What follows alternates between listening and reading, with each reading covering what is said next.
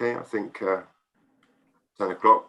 Good morning, everybody, and welcome to the last meeting of the Farnham board this year, 2021. Just the usual reminders, please.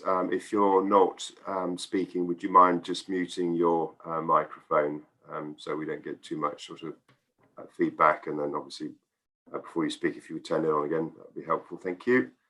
There is a virtual hand, if you could kindly use that. There is a chat function. Just to remind you, the chat function is available publicly. So, but if you want to make a comment or an observation, then please do feel free to use that function.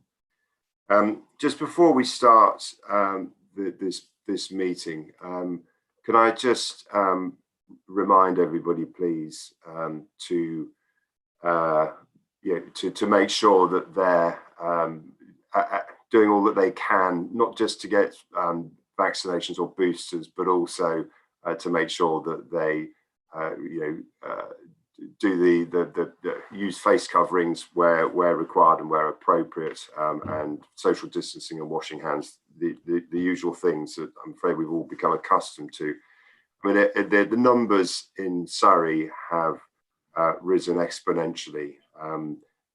All of the district and boroughs, all 11 of them, are in the top 100 incident rates across the country. So there's 315 authorities that record these the statistics, and indeed seven of the district and boroughs are in the top 50. So we are really seeing an enormous increase in incidences.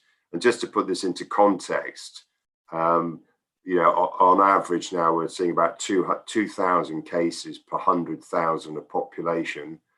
Back at the start of this pandemic, when we got to 150 per 100,000, we then started to put in all sorts of measures.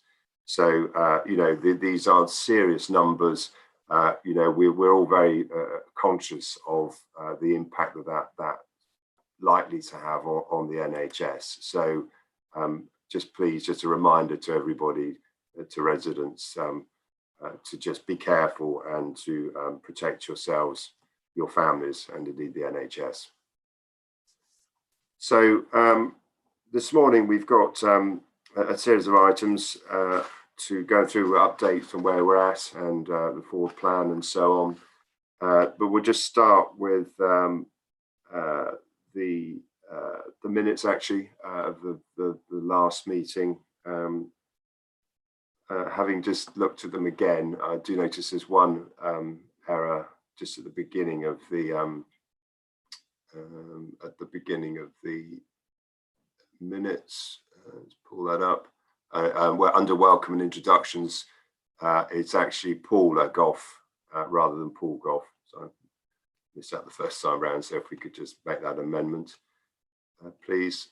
Are there any other inaccuracies that anybody has picked up on the minutes? These are the ones of the 24th September 2021. No, can't see any hands up. So thank you very much for that amendment. Those are approved.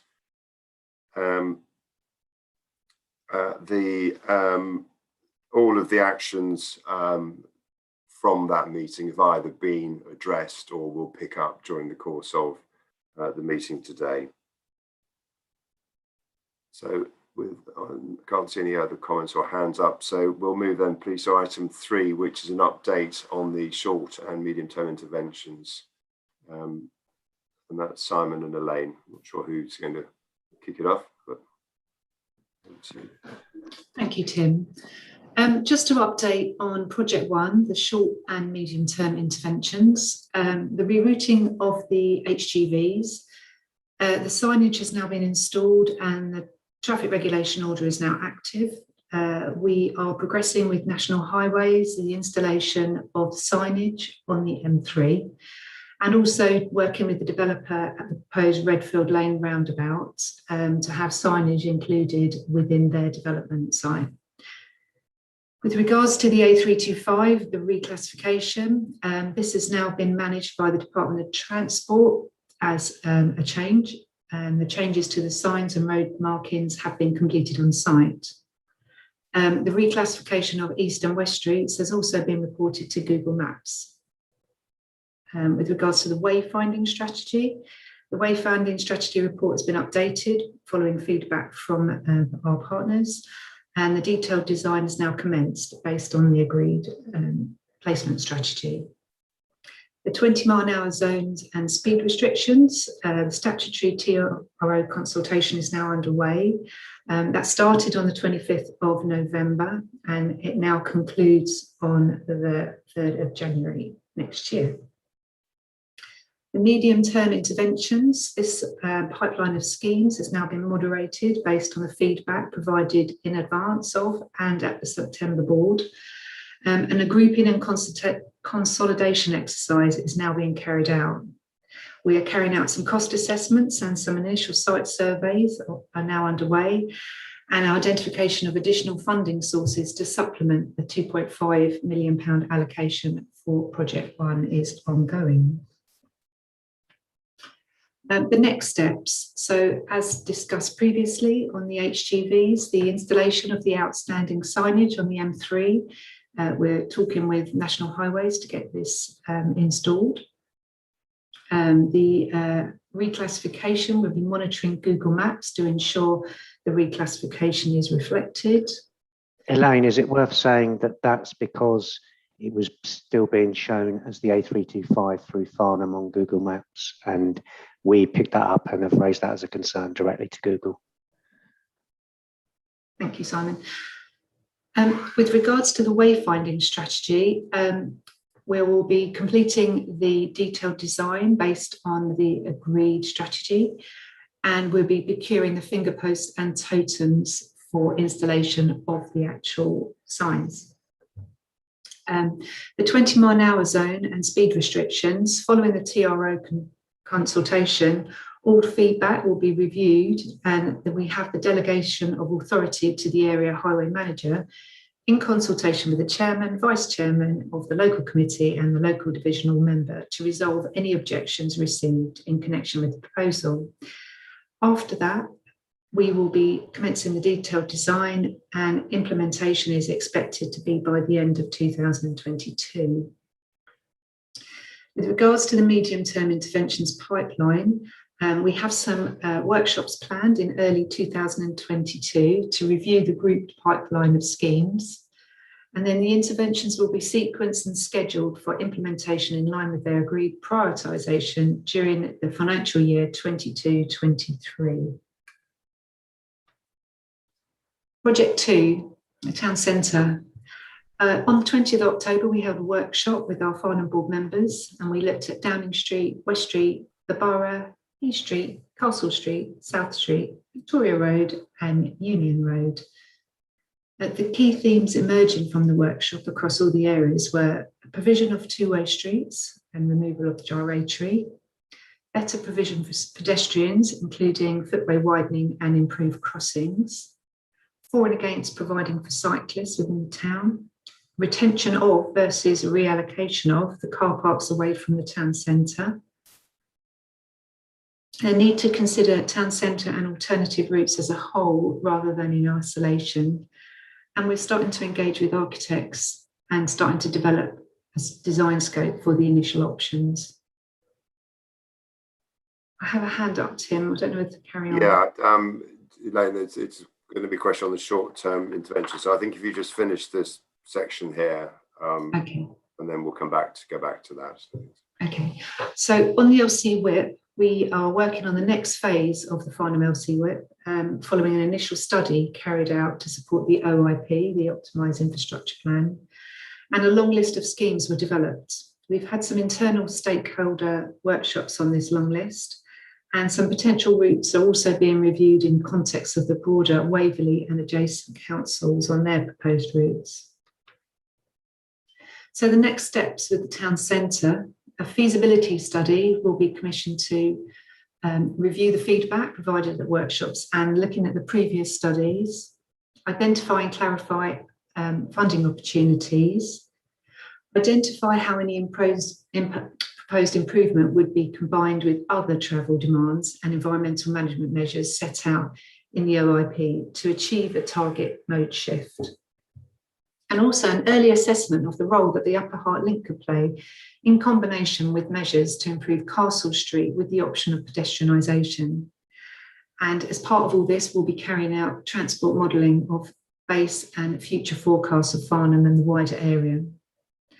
A public consultation of the town centre, which will include the LC WIP routes and the Farnham A31, is provisionally planned for the summer of 2022. And it's the aspiration that this consultation would include the public vote element suggested at the previous Farnham boards. With regards to LC WIP, there's been some workshop with external stakeholders to be held in early 2022, and we'll be identifying schemes to be developed based upon these workshops and a review of the broader deliverability constraints. We'll be identifying schemes to be considered and progressed as part of the town centre feasibility study. Okay, thank you, Elaine. Perfect. So we'll go back to Catherine then. Catherine. Thanks, Tim. Just a couple of questions, Elaine, or comments really. The HGV signage has not yet been installed on the A31, A331 roundabout either. I'm just wondering what the progress is on that, because I know that, you know, it is an area of concern because that links with the signage on the M3 for the primary reroute. Just wondering if you could give me an idea on that. And also you talked about workshops being held in early 2022. I'm just wondering if you have the strategy you're going to employ for that and how you're going to involve the councillors, because obviously the councillors did provide quite a lot of feedback on the initial list and did have a significant number of concerns. I'm just wondering how that will work. I'm going to pass over to Chris Greenwood at Atkins to answer about the A31 signage, because obviously it's their design and they have more information, if that's okay. Chris?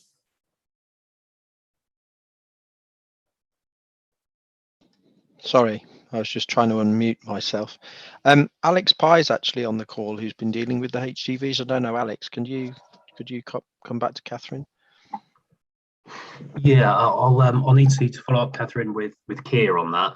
As far as we're aware, they implemented all of the signs as per the designs. There was one other location that I think Ian Lynch had kindly flagged that we'd looked into with Keir, and they provided an update with some photographic evidence to show that they'd complied with the scheme design, but I've not heard any issues in relation to that location. So thanks firstly for bringing it to my attention. But we'll need to liaise with Keir just to make sure that they've fully discharged their brief. It has been raised by a number of the HGV operators that the community HGV watch are working with. So if you could get back to me, I would appreciate it. Sure. Thank you.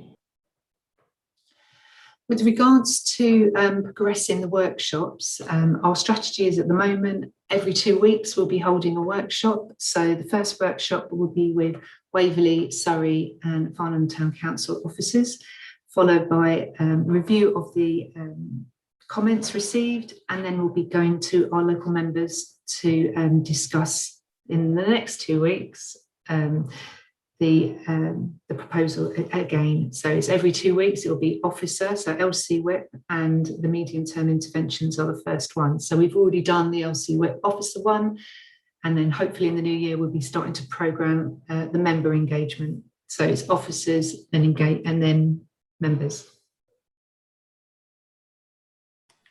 Okay, thank you very much, Elaine. Any other comments or questions on either the short, medium-term interventions or the town centre and elsewhere? Tim, we've got John Neal and Jeremy with their hands up. I can't see any hands up on my system for some reason. Oh, there we go. Yeah, sorry. Yeah, John Neal. Good morning, Tim. Thank you. Can you hear me okay? You can indeed. Good. Look, just before I comment on a couple of things that Elaine's covered there, I'd like to give you a little bit of feedback from the town council. We had a council meeting last week. There's quite a strong feeling in the town council that it's not getting the level of engagement with the team and SEC that we would expect as a partner council. So, you know, I realise that a lot of things need to be worked out in detail before they can be shared, but in terms of making the partnership work effectively, I think the team and SEC need to think a little bit more about how the town council could help the programme by engaging more with us, rather than finding that the councillors become the protagonists and then have to be convinced as well. You know, we've got a lot of influence with the local organisations, the businesses and the people. So we want to help more, I think, than perhaps we feel we are at the moment in getting everybody to support the programme. So I wonder if, you know, the team and the council could reflect on that, please. If I could just move on to a couple of things that have come up. This A325 Re-Routing, which has been covered, when I drive around close to the town centre, it looks to me as if the 325 is still signposted through the town centre, but the papers seem to suggest that that's been changed now. I don't think it has. So either I've got it wrong or the papers are not quite caught up with what's really happened on the ground yet. So perhaps you could, someone could look at that again, please. On the 20-mile-an-hour schemes, I'd just like to sort of reiterate the view from the town council. We have made the point, and you've seen the papers come through to you, that we think that the 20-mile-an-hour would best move further up Castle Hill. That would improve the Castle Hill safety and slow the traffic down before it got to Castle Street. The town council's very concerned about any street furniture additions in the Castle Street itself, because it's nearby to listed buildings and listed structures. So there's all the heritage aspects to be considered there. So we've also given that feedback. We don't like speed humps anywhere if we can avoid it, and we're happier probably with painted roundels on the road. We would recommend on the Castle Street system consideration of carriageway restriction to strengthen the adherence to 20 miles an hour all the way down to the borough, and I think we've made that point as well.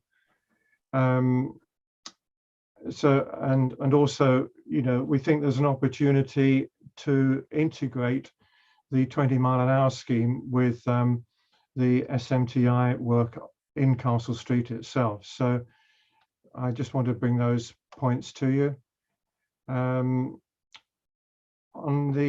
Further on the 20-mile-an-hour scheme, on the Waden Lane part of it, the town councillors would like to see the 20-mile-an-hour scheme go right back to the A31 junction, to avoid confusion on that stretch between the junction there and the railway bridge a bit further up. And on the Upper Hale area, the councillors would like to see the scheme taken a little bit further to the east, to Queen's Road on Alma Lane and to Wood Road on the Upper Hale Road. That would then cover the zebra crossing and the area around the recreation ground. And the town council's not too keen on the speed cushions in that area either. And the other point on that is that the town council would like the team to think more about possibly covering other school vicinity areas on 20-mile-an-hour schemes. I think that's probably still on the agenda, but you know, I just wanted to make that point too. So all these points have come back from the town council on the short-term interventions. So I'll give way at that point. Thank you for that. Thank you, John. Okay, well, I think that those comments are noted, and they'll get picked up as part of the response to the consultation on the 20-mile-an-hour schemes and so on. I'll ask, well, again, just on the signage on the A325, if somebody from Atkins, whoever, can pick that up and just check that what the situation is. But I mean, on the engagement point, I mean, I don't think there's any benefit in getting into a debate over that now. You know, I do believe that the team are engaging as appropriately with both the town council, with the county councillors, and with Waverley Borough Council. I mean, I think, you know, this board is the opportunity to make sure that people are fully informed and engaged. So I think I'm sure Elaine and Simon will note your comments, John, and if there are things that they feel that can be done to improve that engagement, then I've no doubt they will want to do that. This is a tripartite project, and it is important, I believe, that all three councils are fully involved. But I think rather than debate that now, we'll take that offline with the team and see if there are ways in which that can be improved. Okay, can I go to Jeremy next, then, please? Thanks. Morning, Tim. Morning, everyone. First of all, I just want to thank you for the progress. I mean, £2.5 million spent. This project, some of us go back a very long way in terms of campaigning for these changes, and we have definitely moved beyond the talking shop stage in the last 12 months. And I think that is really, really important. And for you to be able to say, sure, to have a discussion about traffic signs not going up is important, very, very important detail. But the fact is that the law has changed, and that is, something very tangible. And now we're just talking about the details to implement it. And I want to thank you and Elaine and the team for that. And also, if we can actually have a 20 mph limit in place by the end of next year, that is another huge change. And this is a personal view, and I appreciate other members of the board may not agree with this, but I would personally be in favour of making it as extensive as possible, just because of simplicity. I mean, I would love to be able to say Farnham is a 20 mph town, and I think it would be really good for pollution.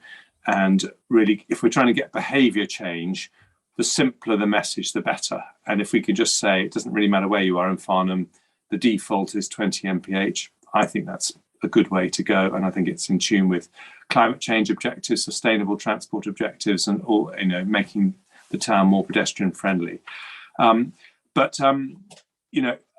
With the novelty of this love and attention from Surrey County Council being lavished on Farnham, it is easy to forget how far we've come. So I want to register my thanks. In terms of the united front that we need, I would just say I think the consultation that we have in the summer is the key moment, and is absolutely essential that it has the full-throated support of both Surrey and Farnham, and also for that matter Waverley, and also for that matter the local MP, but particularly Farnham Town Council and Surrey are the two key people.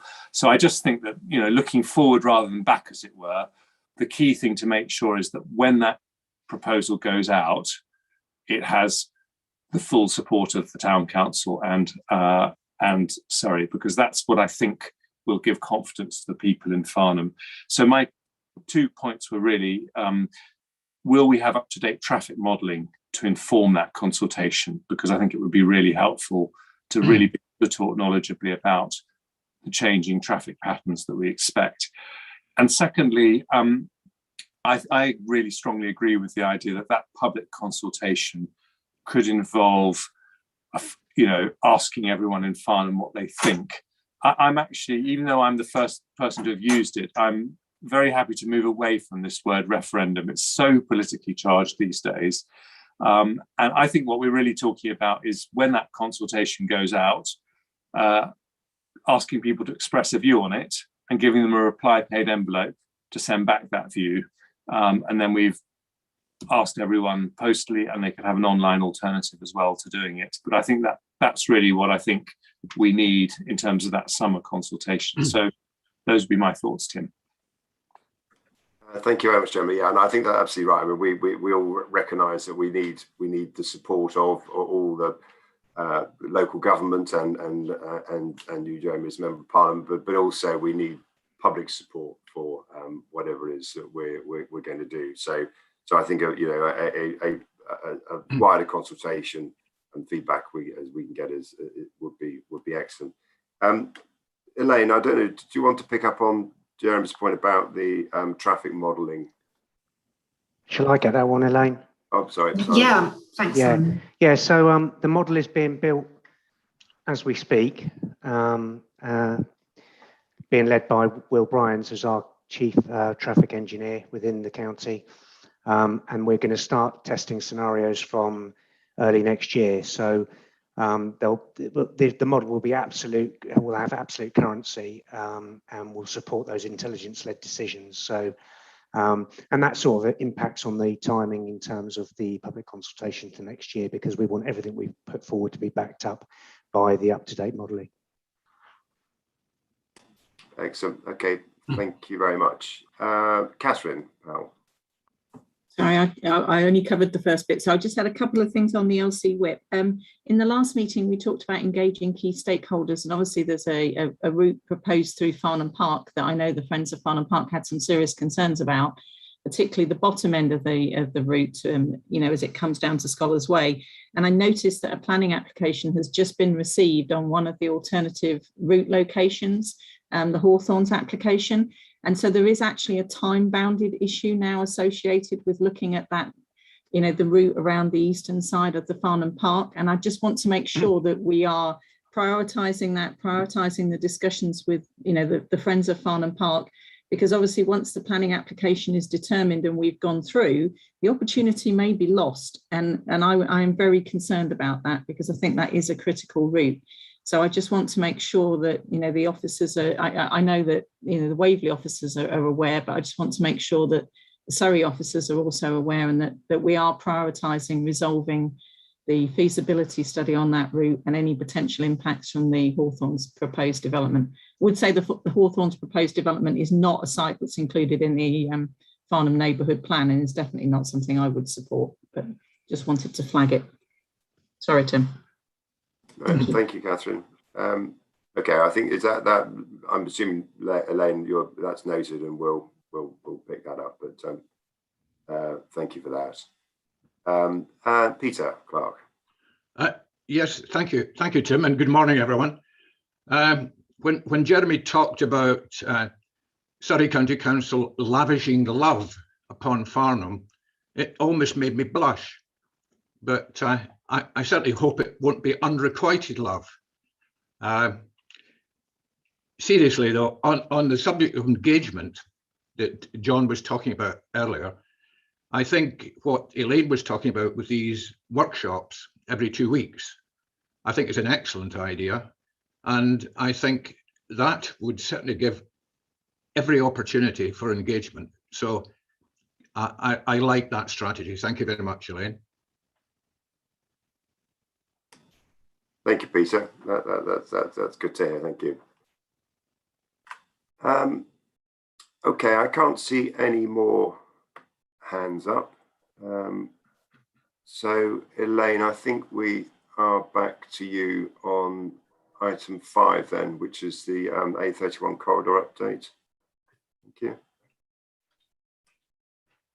Yeah, I just wanted, because we've submitted the strategic outline business case, I thought it was time to sort of run through what we've submitted and kind of a little bit more detail and background about it. Following discussions from September, we've had discussions with the Department of Transport, and instead of it just being Hickley's Corner junction, it's actually being extended as a corridor approach from Shepherd and Flock roundabout, including Water Lane, through Hickley's Corner to the Coxbridge roundabout. Just some sort of information about how we've kind of gone through the process. We've identified some problems of traffic queuing, problems with connectivity for pedestrians and cyclists. It's obviously, Farnham is the air quality management area, so we've got air quality issues. Delivering development across the boroughs, a problem, and active transport modes are less attractive than the private car, and bus services also aren't great, and therefore they're less attractive to the car as well. So as part of the A31, the Farnham A31 corridor, our scheme objectives are to ease congestion and delays on the A31 corridor, reduce the impacts of traffic in Farnham, including the town centre, improve the transport network with prioritisation of the public transport, improve walking and cycling conditions and the connections to and from Farnham town centre, address the severance between the north and south of Farnham, and facilitate development in Farnham and the A31 and A325 corridors, thereby providing network resilience to improve the strategic route choices across the region and between the M3 and the A3. So the options that we took forward to the Department of Transport were to look at the 3 junctions. The Coxbridge roundabout and the Shepherd and Flock roundabout are all the same within the 3 options that we presented, and they look at improvements to vehicular circulation and crossing facilities for pedestrians and cyclists. At the A31 Hickley's Corner and the Firgrave Hill area, we're looking at improved connection for walking and cycling between the station area and Farnham town centre, and measures to provide additional capacity on the A31, along with improvements to station approach. So the update on progress, we've outlined some options in the approach, which was presented at the September board, and that was contained now in the strategic outline business case, which was submitted in November to the Department of Transport. And this business case is a starting point with the Department of Transport for discussions, and it's designed to secure a place in the Transport for the South East scheme pipeline. The business case encompasses a management, strategic, financial and commercial and economic dimension. It also has a local model validation report. It has forecast traffic modelling, and it also has an option assessment report. So it's quite a hefty document, which is providing information about how we propose to do it and what it is. So our next steps. So obviously we've got ongoing discussions with the Department of Transport. So they will ask a few questions, we have to reply. So we're in the middle of that at the moment. We're also developing a scope for the outline business case, which looks at early review of time-constrained surveys, which we require. And as we discussed in the previous slides, transport modelling for the Farnham and the wider area is ongoing. So just looking at a kind of flow diagram to kind of make people feel this is the process that we do. So at the moment, we've identified some initial options. We've done some engineering, feasibility and spatial fit, and the 5 cases, the 5 commercial cases.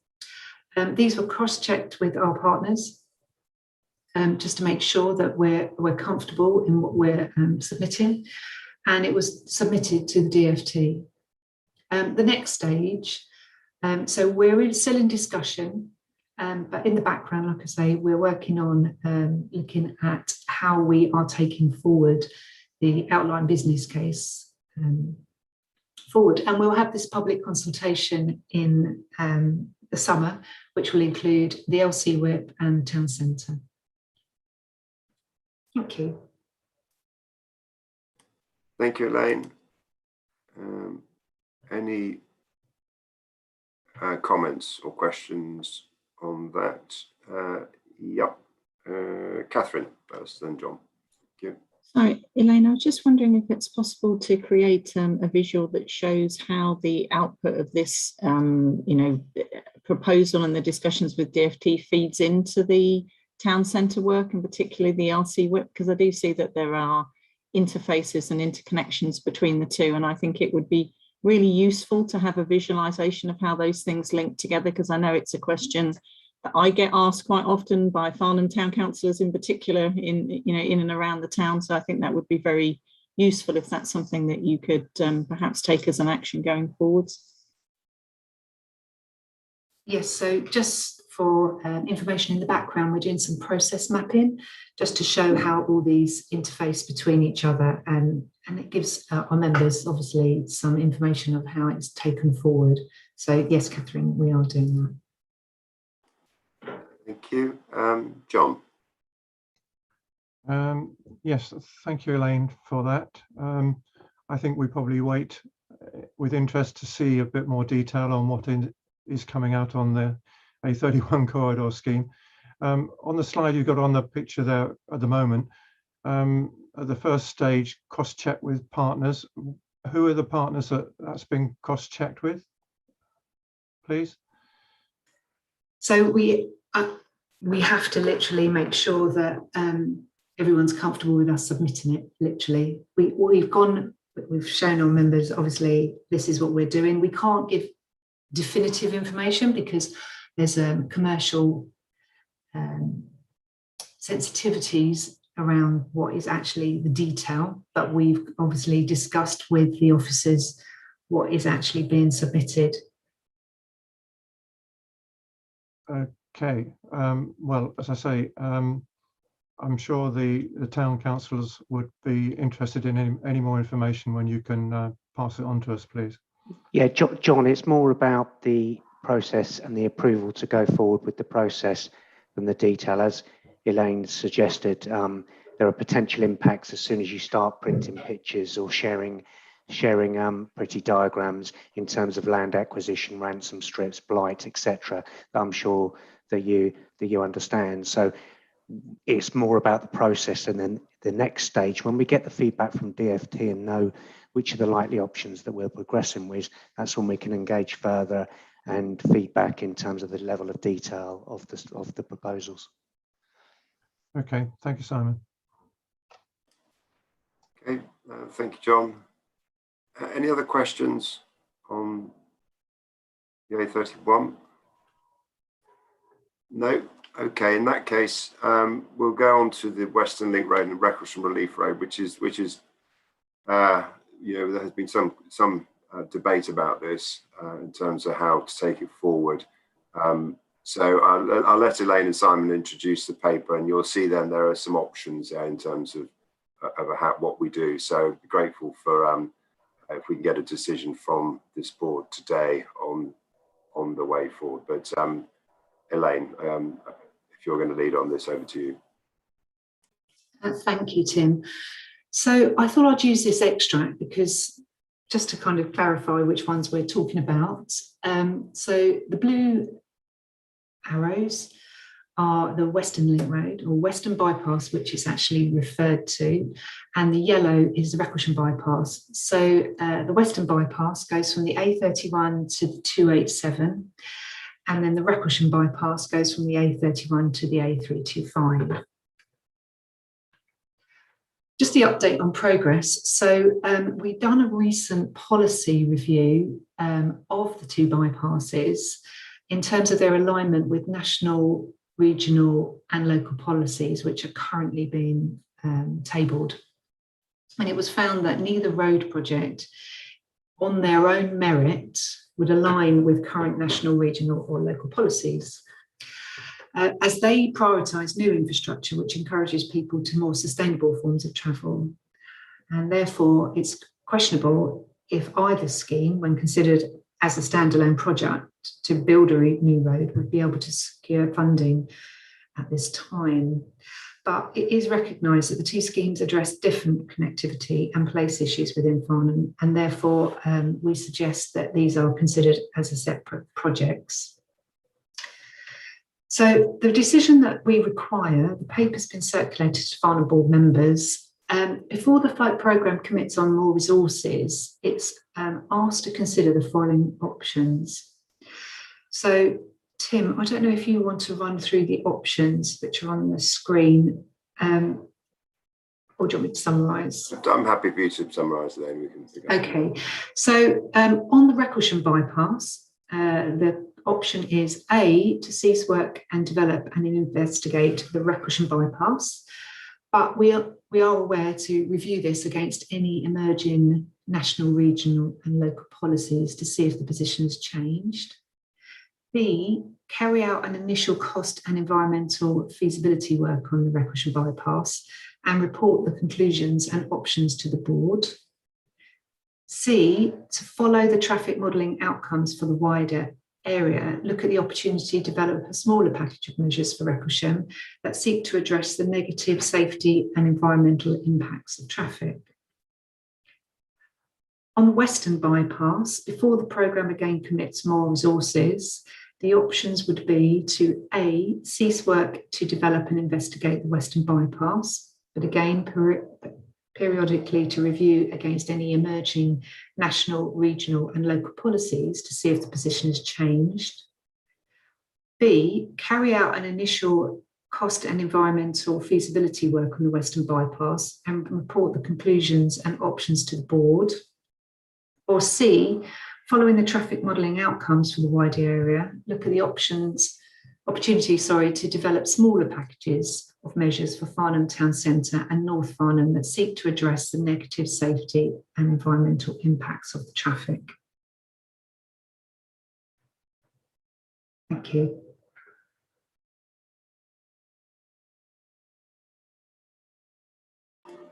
Sorry, so I think we have to be realistic that at the moment that neither of these longer term projects would fit with the government current policy, at least. Now, that isn't to say that we can't engage with government and see if we can persuade them, of the merits of them. But I think really we've got to be realistic about it. So I think we either, as the proposals, the recommendations suggest, we either cease work completely on both of them, or we do some work now, or wait to see what comes from the modelling. So I think I'd just welcome some thoughts and comments, please. Jeremy, start with you. Thanks, Tim.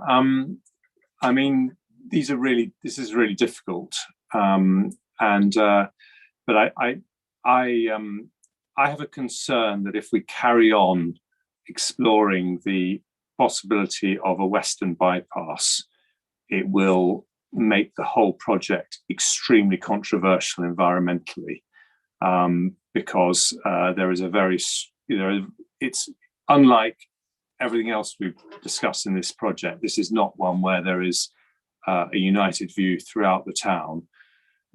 So I would support option A when it comes to the Western bypass, and just taking that off the table, because I think that it will increase our chance of getting a consensus on the rest of the project. But I think the same is not true for the Recklesham bypass, where there is very, very strong support in Recklesham for that. And so it's actually really sad to hear your assessment. I don't doubt it as accurate, that it may not meet the current guidelines as to what is likely to secure central government funding. But I would personally favour option B when it comes to the Recklesham bypass, because I just think it would be really good to see if there's any possible way that we could make a Recklesham bypass consistent with national objectives. And personally, I would favour having one more go at trying to do that, rather than going straight to option C. But those are just my views. Okay, thanks very much, Jeremy. Catherine. I think, in all honesty, John was before me, just to be fair. Maybe John can go first. In that case, John, yeah, sure, whatever, yeah. John. Okay. Well, I understand the position that we've got here, and sympathise with that, obviously. And I also go along with Jeremy's general views on the whole situation. I think I do need to just feedback again what the town council have said on this last week, given the information that we had in front of us, which was that one report from Elaine. clearly the town council at the moment, in terms of the engagement we've had with you on this subject, is still minded to want to carry both schemes forward.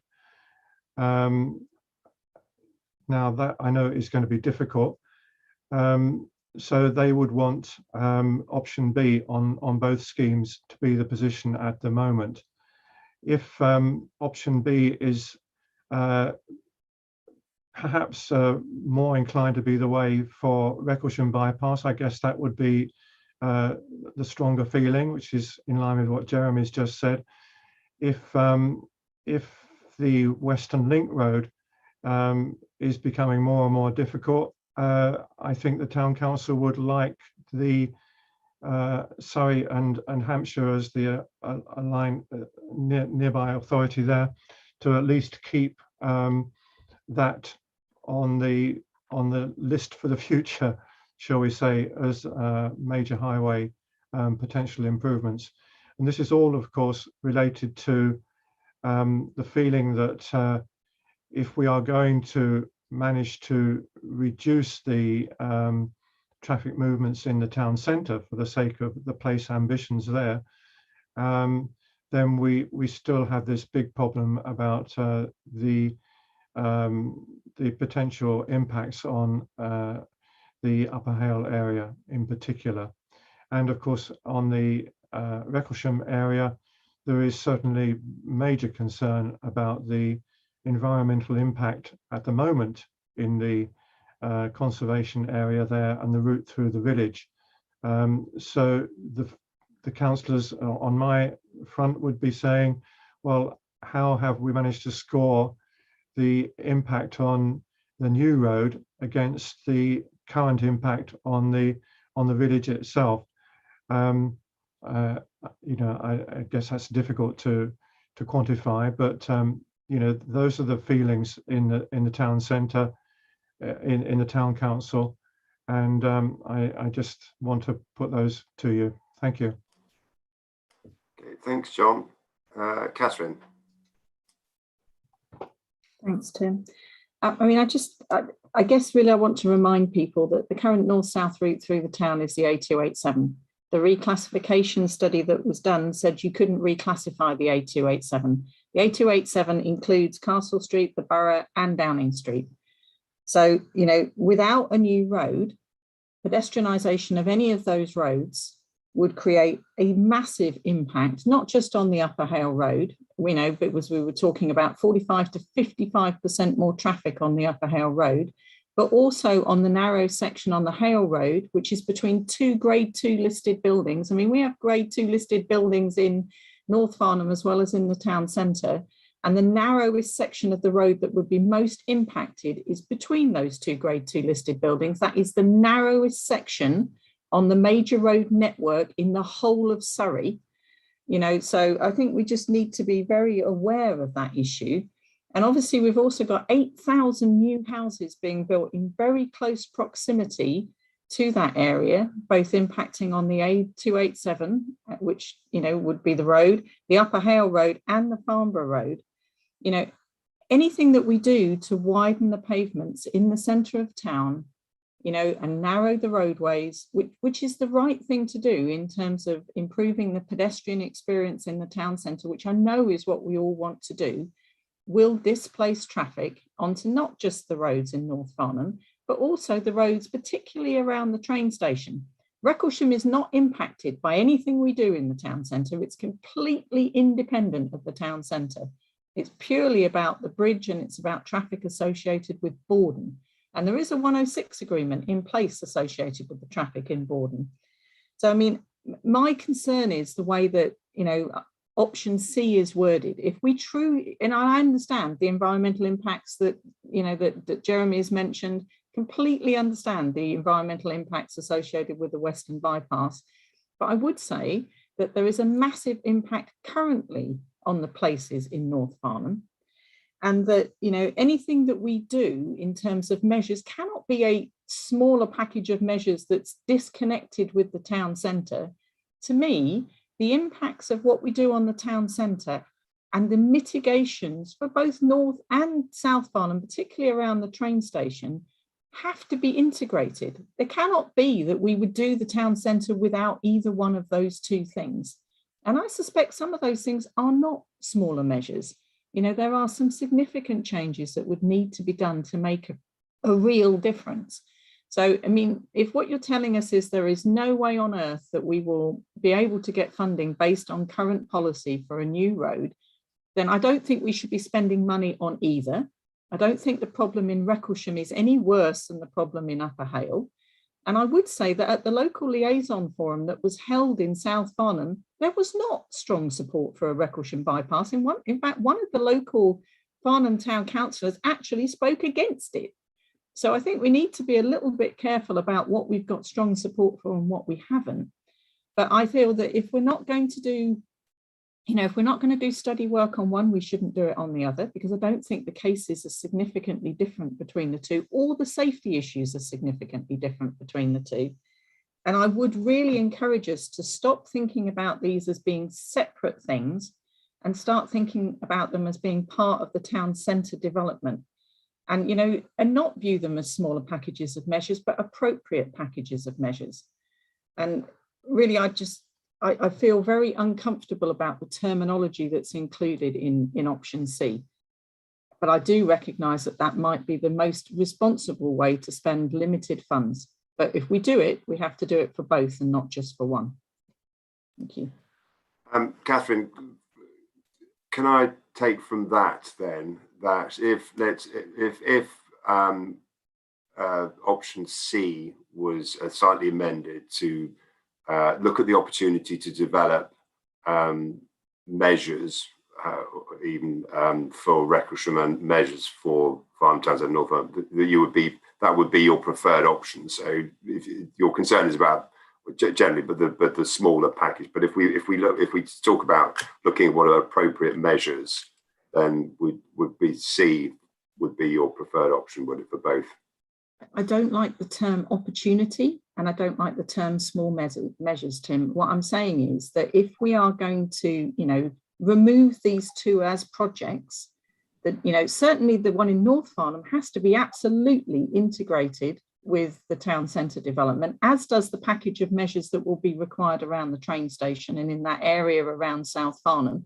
Recklesham to me is a completely different issue. It's not impacted by pedestrianisation of the town centre or improvements in the town centre. It makes no difference, but the reality is, to me, certainly the Western bypass, if we aren't going to pursue spending the money to do more study work, which I know there are a lot of people up here that think we should, and I know that's what the town centre, the town council voted for, then, it should not be about looking for an opportunity to develop smaller packages. It should be about it being an integrated set of packages associated with the town centre proposals.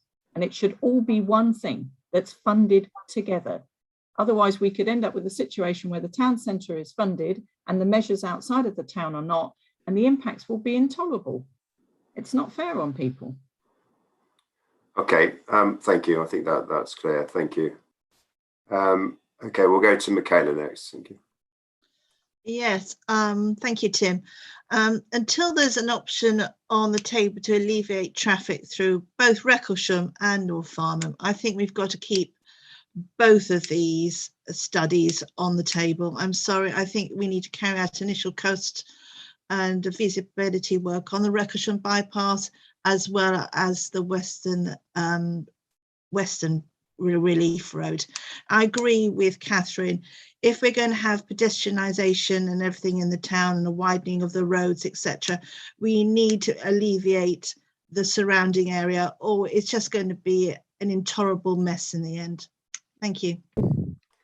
Thanks, Michaela. Andy? Thanks, Tim. I think the problem with these projects is that they're highly emotive in Farnham, actually. That the Western bypass has been around as an idea for many, many years now. And there is a view of many people that you can't do anything in the town centre unless you have a Western bypass. I don't agree with that, actually. And as Jonathan Foster Clark said at a town council meeting, and I think he also said at one of the LF meetings, if you actually make a Western bypass a prerequisite for anything else, you won't actually get anything done at all. So I think there is a point that the two projects, I can see why Catherine's and Michaela are saying what they say, and I broadly agree with their sentiments. But there is a distinction actually between the two projects in that one of them is on transport for the southeast list or second B list, if you like. That's the Recklesham bypass, where the western bypass isn't on transport for the southeast list at all. And I think that really has to be regarded as a long-term project.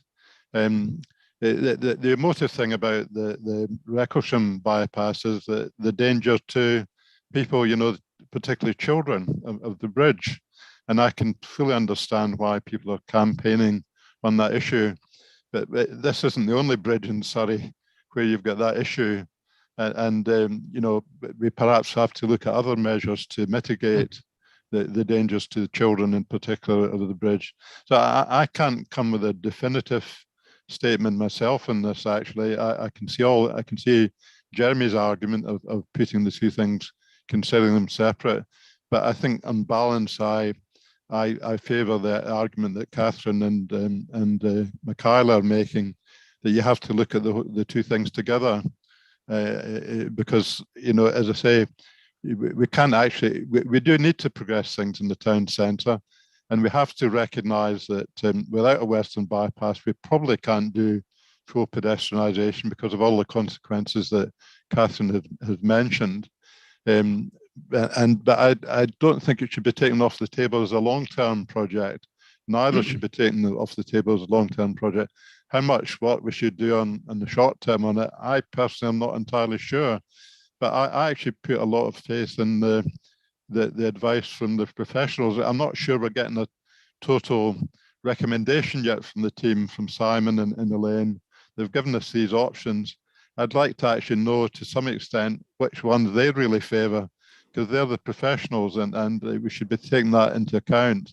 Well, I think, Andy, be careful what questions you ask. I think that's true. That's true, Tim. But I think you might find that the view of the team probably is that we should cease work. Well, if that's the case, we should take that very seriously. Well, indeed. But I wanted to hear the board's view first before we reach a conclusion on that. Yeah. So, Thank you, Tim. Thanks, Andy. Peter. Thank you, Tim. Yeah, I fully understand why there's been some debate on this with the team I'm talking about, because they're not similar projects. They shouldn't be classed in the same manner whatsoever. They are in scale vastly different. The upheaval, one versus the other, is considerable. And going back to the documents that we've received on this, I know that on the 5th of December, we received a document which was hastily withdrawn, which paints a slightly different picture in the thoughts of what's going on within the team. Because the first document, and unfortunately I read it before it was withdrawn, I promise, seemed to favour continuing work on the Recklesham bypass, and perhaps putting the link route on hold. That would, just to simply put the link route on hold, will give us some difficulties in explaining our position. So perhaps some further work on the link route may be worthwhile, if only to explain what we're going to be doing in the future, whether it's a short-term or long-term ambition. I'm the Waverley councillor for Recklesham, so I'm going to perhaps have a slightly different view on this than Catherine does, because Catherine represents North Farnham. I know that since I was elected, I've listened to people that live in Recklesham, and many of them live in fear. And they live in fear mainly because of two things: the speed and volume of the vehicles going down that hill, and the constant strikes on the railway bridge. Now, a Recklesham bypass does offer a firmer opportunity to secure funding because it would create place. And I think that is the main difference between the two projects. So naturally, you wouldn't be surprised if I'm supporting option B on the Recklesham bypass, and I will listen to others' views on the link road. Thank you, Tim. Thank you very much, Peter. Help contribution. Jeremy. Thank you. I mean, I've listened very carefully to what Catherine said and Andy said, and I do actually think that you make very good points and very powerful logic to what you say. I just wonder if there's a compromise so that we can just make sure that we don't allow the best to be the enemy of the good in this and sustain the momentum of the whole project. It seems to me there's a very clear logic for a solution to the north-south problem that would allow pressure to be taken off both North Farnham and the town centre, and that would be very, very good for both areas.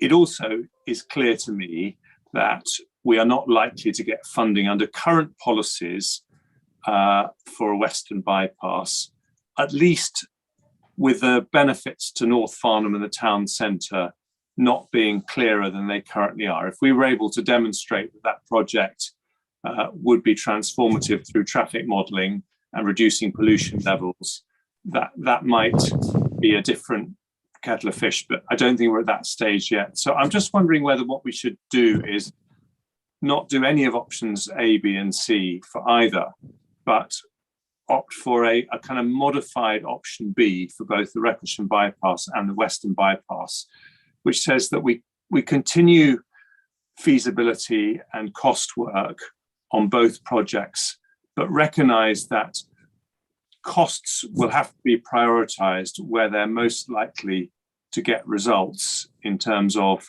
national funding. And therefore, we allow the project team to prioritise their energy on the huge projects that we have still got in play. I mean, let's be realistic.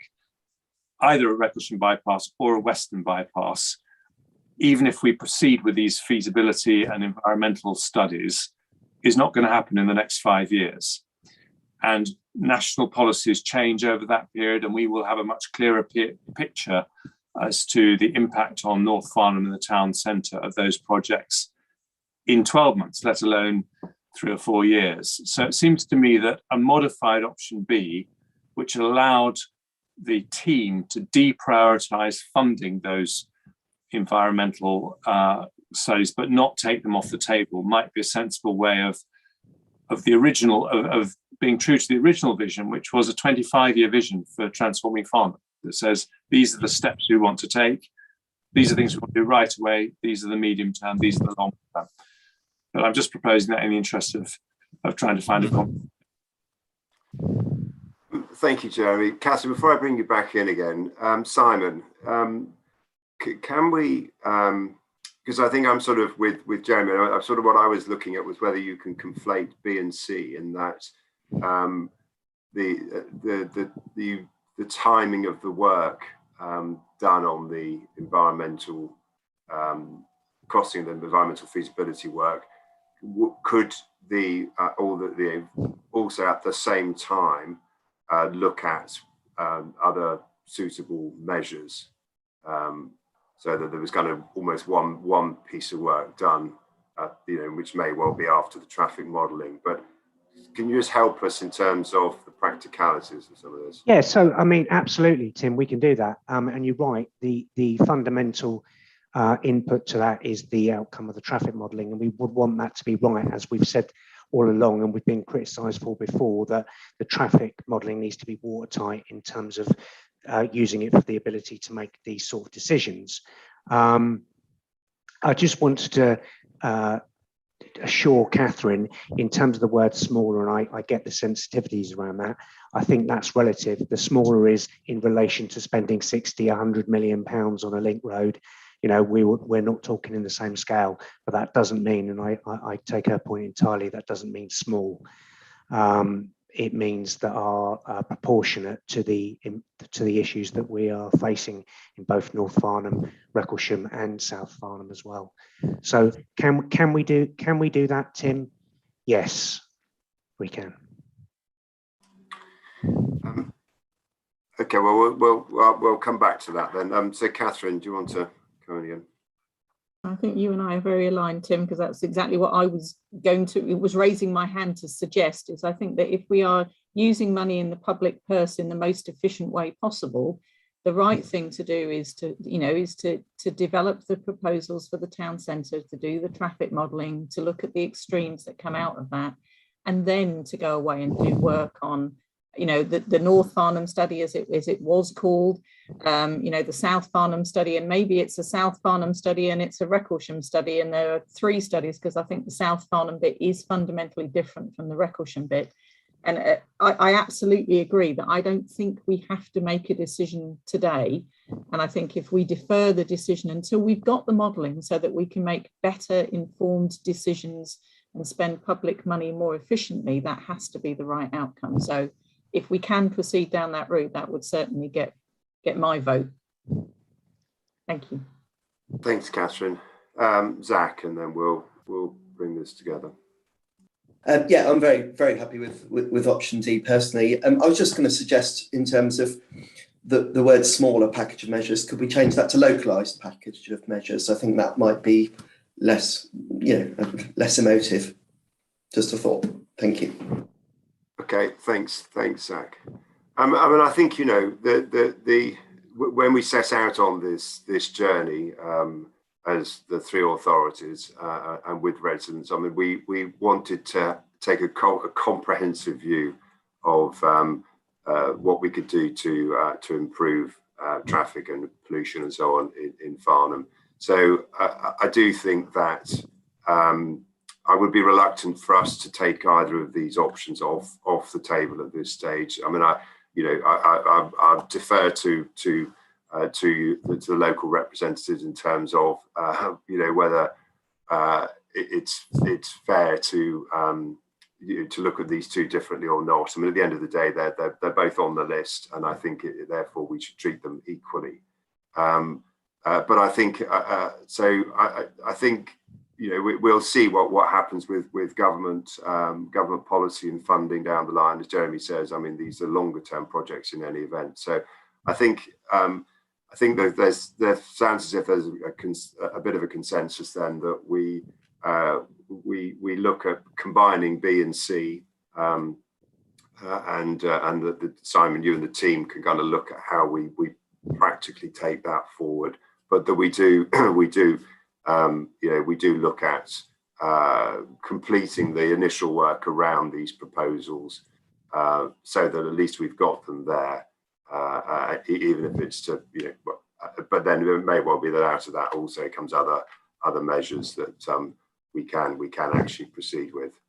But I think you know, bearing in mind the amount of time and money that we're putting into this project, it would be a shame not to complete that bit of work to an appropriate level, at least, recognising that you know, there are constraints on getting funding from government at the moment. But Simon, are you happy to sort of, and Elaine, to sort of pull that together in some Yeah, we'll form? pull that together, and we'll come back with the form of words as to how we're going to take that forward. Okay, is everybody content with that then? So I'll ask the team to circulate that revised form of wording, but I think you're clear on the kind of the sort of the theme that everybody is proposing. So if that's okay, then we'll take that forward on that basis, and therefore move on to item 7, which is now an overview of progress. Thank you very much, Elaine. Yep, so since we last met, the OIP has been published. That was issued on the 4th of October this year. The rerouting of the HGVs is complete. However, there's still the outstanding element which needs to be progressed by National Highways on the M3, which gives it an amber status. The A325 reclassification is complete. However, I will take on board Catherine's comments, and I'll be speaking to Kia. I think it was Catherine. Yeah. On the wayfinding, we are still on target. However, we still have slight issues with procurement of the totems, but we're speaking with our suppliers about that. So it's still green at the moment. Elaine, I think it's worth saying we're actually exploring options with the town council as well through Ian Lynch around using other procurement routes. So that's been very helpful of Ian to suggest that. On the 20-mile-an-hour zone and speed restrictions, to accommodate the potential feedback, there may possibly be an installation date, which is at the end of this year rather than spring, summer of this year. So it's on an amber, but until we get the feedback, we can't comment. The medium-term interventions, we are still on target. The town centre and LC WIP, we brought this forward. It was January 28 to complete the town centre, and we brought it forward to October 25 in response to the board feedback. The Farnham A31 corridor is still on target, and the bypass has been brought forward as far as to align more closely with public expectation. However, we have got the current programme board issues to deal with at the moment. Key risks and issues. So the key risks and issue is a cost plan. So as we have been in pipeline and we've only got inception costings, we're looking at a cost planning exercise to align with our project management offices, forecasting processes as well. Public engagement outcomes. We need to have the public supportive of any of the proposals put forward. So we're looking at proactive engagement through various channels and a planned and focused feedback to manage through our communications plan. Public perception, there's obviously different opinion around the programme and in the public domain, which could lead to a lack of support for the scheme and could impact on delivery. So we're looking at, creative and proactive two-way communications by creating several sources of information that are all aligned, exploring the potential for further resource on this, which my colleague Ben Funning's team's looking at, and to monitor and respond to all communication sources and to engage directly with key stakeholders as required.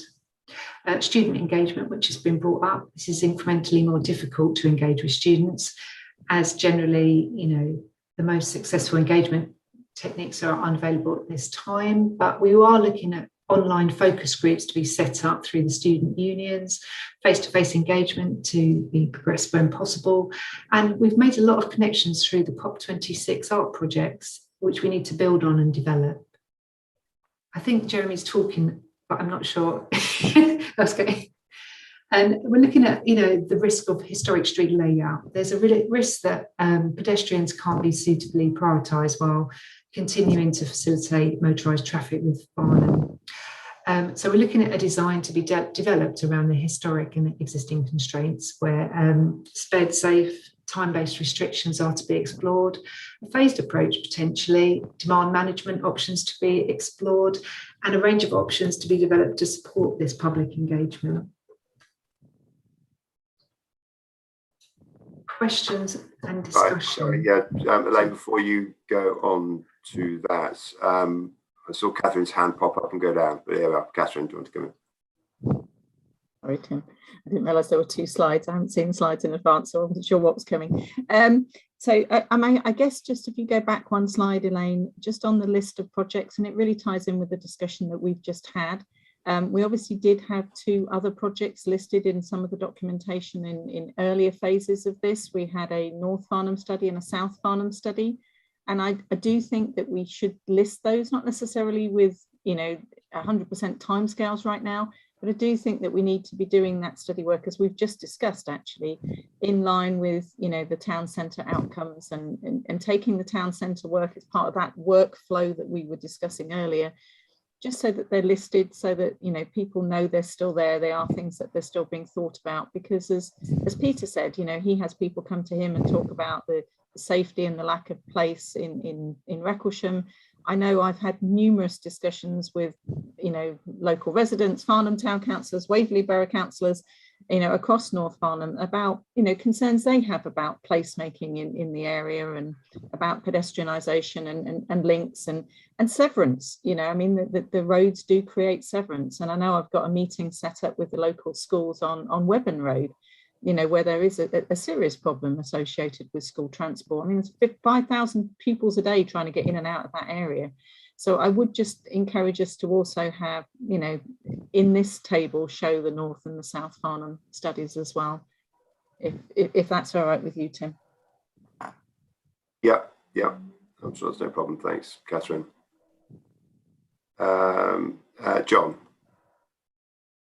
Yes, I'm just wondering, perhaps following on a little bit from what Catherine's just said, the matrix, the famous matrix we had in the summer, short and medium term interventions, can you just give us a bit of a feel as to how many of those are likely to be going ahead? You know, because obviously there is concern around the neighbourhoods areas in particular that some of the ones which they really were keen to see might get a bit lost along the way somewhere. So can you just give us a sort of overview as to how many of those are likely to proceed, please? So we've got a officer workshop planned for, I think it's the 5th of January. Chris, just say yes or no. I think it is the 5th. Yes, 5th of January. Yeah. So we can define them more, and then we'll obviously have the member workshop as well. So until that happens, I can't commit to how many are on that list, because it obviously has to be refined to make sure that everyone's happy with the ones which are coming forward. So there is a list, and it has been graded, but until we are all comfortable with the budget allocation limit, and with officers are happy, including Farnham Town Council and Waverley, then we'll be chatting to yourself and others about the kind of the final winners in the medium-term interventions.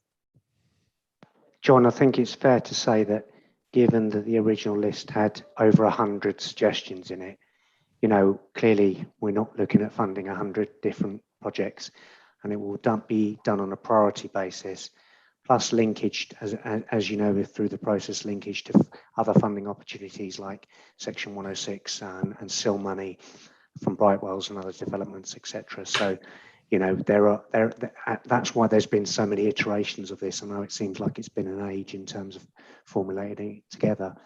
And it's around deliverability as well, that we've been working very closely with Keir on to help us program those works and understand the cost implications, because clearly there'll be a cut-off when the funding runs out. Thanks. Okay. Well, thank you, Simon and Elaine, and we'll wait to see what comes along here. Thank you. Okay, thank you all. Any other comments on the milestones or things? Otherwise, we'll go to the next item then, which are questions from members of the public, or member questions.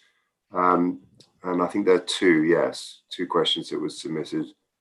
Elaine, do you want to help us with those? Yeah, this was two questions, well, it's kind of three really, which Councillor George Hess has put forward for the Farnham Castle ward as a member.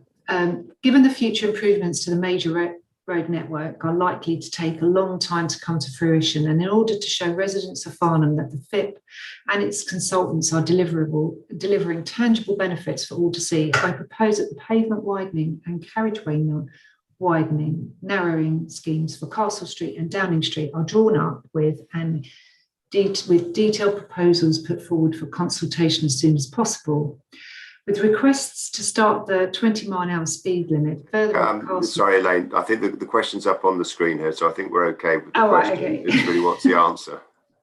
Oh, sorry. So yes, we will be looking at Councillor Hess's comments on board with the town centre scheme. We can give a timeline. I can't go to my other screens to look at it without showing all my emails at this moment in time, but I can give an update to the board on timelines. Chris, I've shared that with you. Do you want to just give a quick idea of timelines for these to be implemented, which I forwarded to you? I think on one of the other slides, there was a timeline of 2025 for a town centre scheme, but through the process of kind of engaging with councillors and officers in taking the town centre project forward in the new year, we will look at both what can be achieved in the longer term time frame of 2025 and whether any proposals can be delivered perhaps earlier, but looking at funding that's already on the table. So yeah, it's fair to say, Chris, isn't it, that these ideas are already incorporated in terms of the overarching town centre project, and these proposals will be put forward. This forms into the timeline of the consultation in the early summer. So whilst that's not delivery, that's in terms of consultation around these particular changes along with others. And that fits in also, because we've talked about the upper heart link, which is the next question, that also fits in with the town centre work, is that's being scoped at the moment, and that will fit in terms of being ready for consultation / public engagement in the early summer as well.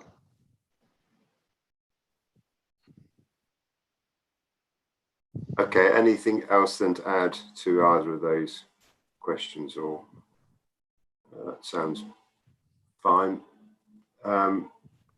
Okay, then yes, our last item is an update on the local liaison forums. I think John and Andy, you normally pick this up, don't you? Yeah, I think John should go first, Tim, because he chaired the last one, Sure. and I'm due to chair the next one. Okay, thank you. Yes, well, on the last local liaison forum, which is a long way back now, of course, there were some concerns that it wasn't as successful as the previous ones. I think there's perhaps two things to bear in mind here. I think because at the time we didn't have any sort of major announcements to share with the audience, there was a bit of a feedback that they didn't really get much new information out of it. And that sort of led to criticism coming back to all of us who were involved in it. And I think they also felt that the team could have perhaps given a little bit more feedback on some of the answers. They felt that they didn't get quite enough engagement when the responses were coming from the team. So there are some perhaps things we could consider there when we're planning the next one. Clearly, we want to have something sort of fairly tangible to put forward, and I'm sure that there will be things coming out of today's meeting that we can do on that. And if we do that, then hopefully the next one will be better received than perhaps the last one. Andy and I don't think we've been involved in any preparation yet. I understand there was some discussion at officer level on the next LLF, but I think Andy and I would be keen to get involved on a discussion with the team on that one as soon as we can, because I think we're now talking about the next LLF being at the end of Jan or beginning of February, and that seems to be sensible to me. Obviously, also the consideration of better participation with younger generation and maybe even school people is something which we should be considering alongside this general topic as well. So that's my sort of main feedback for now. Thank you. Yeah, thanks, John. I'll make a few comments now. I think the next LLF is going to be particularly important, actually, in that there's two sort of ideas floating around in the town at the moment that we need to sort of address, really. This idea that there isn't enough consultation going on. I think we have to somehow deal with that, because there's a tremendous amount of consultation going on in this project. Both all the public consultations were done, the consultation that was done at the UCA, which wasn't just for board members, but it was actually for all Farnham councillors, and that was pretty well received by most of the people who are taking part in it. And Elaine has mentioned the future consultation. So we've got to somehow get across to people the idea that there's an enormous amount of consultation going. And I'd throw in also the consultation that the 3 Surrey councillors arranged, with North Farnham, Central Farnham, South Farnham, about the short and medium term interventions. So there's an amazing amount of consultation going on, but somehow and funnily enough, I spoke to my son about this actually. He does a fairly senior job in the city where he gets involved in difficult situations. He's what's called a forensic accountant. And he was saying to me that it doesn't matter how much consultation you do with people, they'll take what you've already done, and as you know, they were entitled to that, and they'll start complaining about what they're not being consulted about. So that's it's a fairly well-known issue, but we've got to deal with it, and we've got to get the right sort of message across that we are doing consultation. The other thing is that even very good people like Max Lyons, who's one of the very senior local accountants, we had a meeting, Catherine and Mikhail and myself, with the local architects, and they're very broadly supportive of the project, but they actually seem to think it's not happening quickly enough. And people don't understand the difficulty in implementing really large projects. And this is an enormous project, actually, and complex project. And the amount of progress already has happened that Elaine set out earlier in the meeting is actually amazing, really. We've done a lot of stuff already. We're doing a lot of stuff. And there's a lot of stuff to do, and we've got to somehow get the understanding across about what a big project this is and how much Surrey are actually paying attention to Farnham. I mean, that's fairly amazing, in my opinion, actually, that we're an important town within Surrey, but there are lots of other important towns, actually. And we've got the leader of the council paying a lot of attention to Farnham. And we've got this big project team and so on and so forth. And we've got to somehow get across that this is extremely important, and it's going pretty well overall. And I'm not saying things like we should be grateful for it, but we should actually be appreciative of what's actually happening. So I'm probably going a little bit off the subject, Tim, but I'm just trying to signal up how important the next LLF is, and we've got to be very well prepared for it, and it's got to go a lot better than the last one went. So that's something I've been talking to Elaine and the team about in very much initial discussions, but we've got to spend some time on it and make sure it's a really good LLF, the next one. Sorry about going on too long. No, Andy, you couldn't have summed it up better. Yeah. You're taking the words out of my mouth. So I think engaging with residents is always going to be challenging. But ultimately we will make sure that we do share with residents all of these plans and proposals, and hopefully when we go out for further discussion in the summer, we'll get a good level of engagement and response. But yeah. I'm conscious we're nearly at the end of our time, but we've got 3 more speakers. So I'll go to Peter first. Thank you, Tim. I'll be very brief. The local liaison forums started off extremely well because the subject was a new subject, but there's only so much you can talk about the same subject to the same people. And one of the problems with the LLF, and I'm not for a moment suggesting we haven't engaged with people and people haven't engaged with us, but we're engaging with 40, 50 people. And these 40, 50 people tend to be the same people attending each forum, generally speaking. There are 30,000 people in Farnham.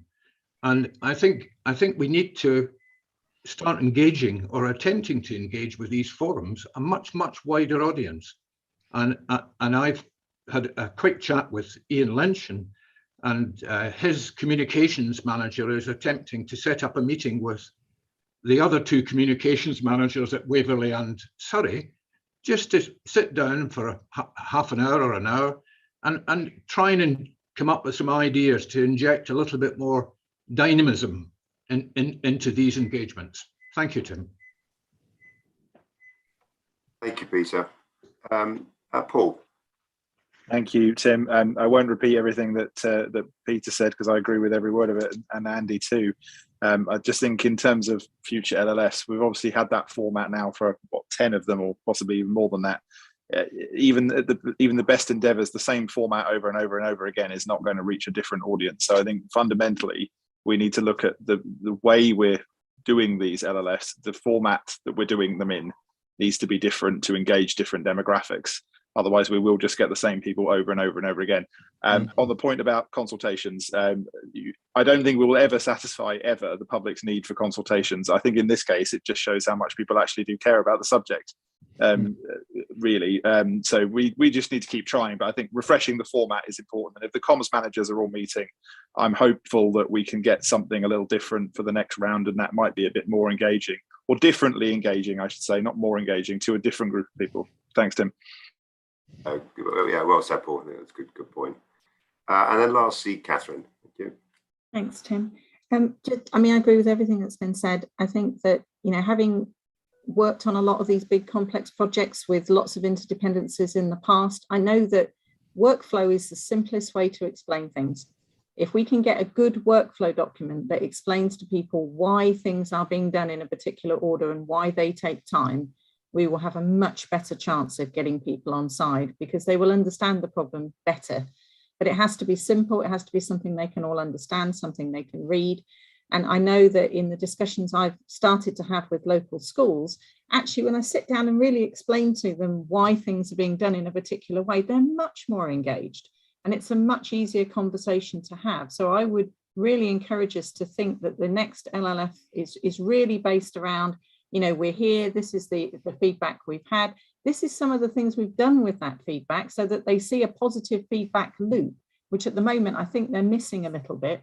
And then talk about the next steps and talk about, you know, what kinds of things they're going to be engaged on, consulted on going forward, and also how they can feed back on the things that, you know, they view as being barriers to the modal shift. Because at the moment we have, as has already been said, we have like 40 or 50 people that actively consult every single time, but we have like another 39,000 people living in Farnham that are not really actively engaging, and that's what we need to change, because by the time we get to this summer consultation, they've got to be on board. But workflow to me is absolutely critical. Thank you. Thanks, thank you, Catherine. John, is it a new point?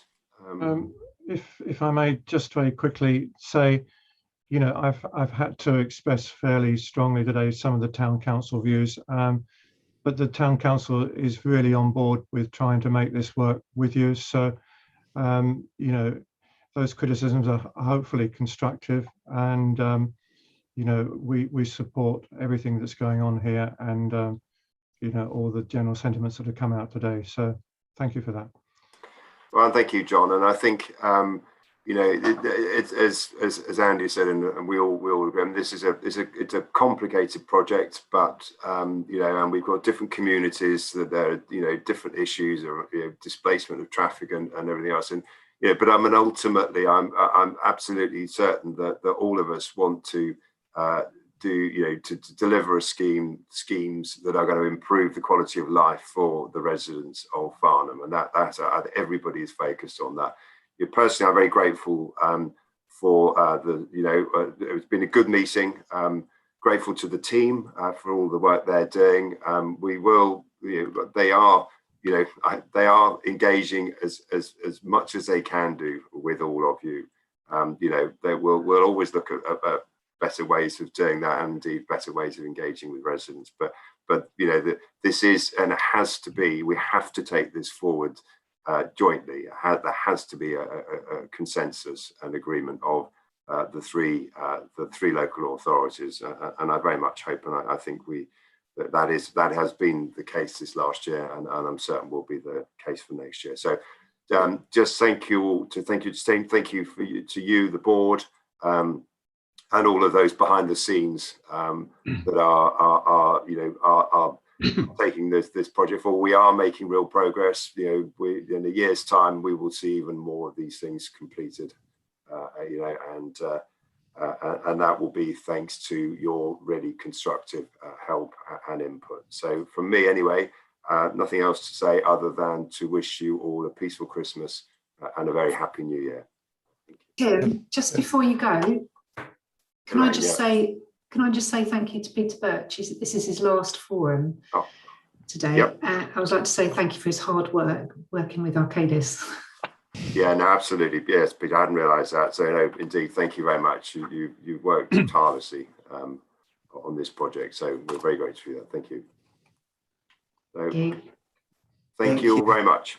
Thank you, Merry everyone. Christmas. Thanks, everyone. Thank Have a you. good Christmas, Bye. everyone.